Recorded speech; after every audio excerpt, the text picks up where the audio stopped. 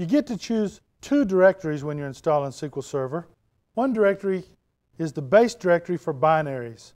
Now the shared tools is going to go in that directory. It's the program files, Microsoft SQL Server tools \80. Remember, the tools are shared across all instances of SQL Server. You can choose the default location for binaries. Now this is the default location, program files, Microsoft SQL Server, MS SQL bin. However, if you create a named instance, let's take a look. This is the instance name, inst. So it would be server name $inst bin.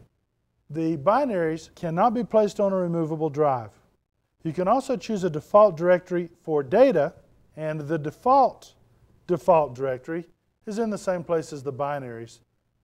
Program files, Microsoft SQL Server, MS SQL data. Now the binary files, these files, while they are not read-only, they're the folders that contain the program files and the files that typically don't change as you use the server. So the space requirements for the binary files should not increase as SQL Server is used.